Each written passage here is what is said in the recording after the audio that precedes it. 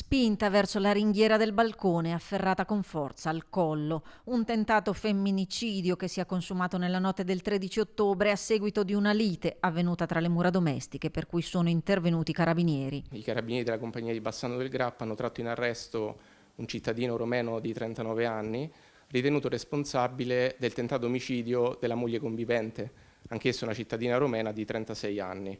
Il fatto è avvenuto nella nottata di domenica, intorno alle 2, all'interno dell'abitazione familiare della coppia, sita nel comune di Mussolente appunto, quando l'uomo, diciamo in stato di alterazione e all'esito di una discussione per motivi di gelosia, dopo aver spinto con forza la donna sul balcone dell'abitazione, l'ha afferrata con forza per il collo e ha tentato di farla cadere, di spingerla nel vuoto al di là della ringhiera. Provvidenziale l'intervento della figlia minorenne della coppia che, svegliata dal trambusto, è uscita in balcone. A quel punto l'uomo ha lasciato la presa andandosene dall'abitazione per poi rincasare dopo una ventina di minuti, dove ad attenderlo erano già presenti i carabinieri allertati dalla giovane che l'hanno condotto in caserma per gli accertamenti.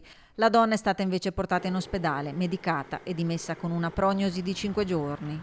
L'immediata predisposizione di una articolata attività investigativa coordinata anche dalla Procura di Vicenza ha permesso di ricostruire l'esatta dinamica dei fatti, di acquisire la denuncia querela da parte della donna e le sommarie informazioni da parte della ragazza e quindi raccogliere gravi indizi di colpevolezza nei confronti dell'uomo, che per questo è stato dichiarato in stato d'arresto e tradotto presso la casa circondariale di Vicenza in attesa della convalida, che poi si è tenuta nella mattinata di martedì, all'esito della quale il giudice, convalidato l'arresto, ha disposto per l'uomo la custodia cautelare in carcere. Si tratta dell'ennesimo episodio di violenza di genere registrato nel Vicentino, i cui dati, forniti dal comando provinciale, parlano di 3 denunce al giorno da codice rosso, di cui l'invito alle donne a non sottovalutare nessun segnale. La strada migliore è sempre quella di rivolgersi alle forze dell'ordine. Noi siamo proprio preparati per questo. Se vedete che avete modificato le vostre abitudini giornaliere, se qualcuno vi controlla,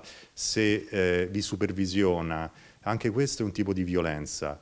E non sottovalutate nessun atteggiamento molesto, perché potrebbe risultare poi in una escalation di violenze che è imprevedibile. L'invito è sempre lo stesso: denunciate.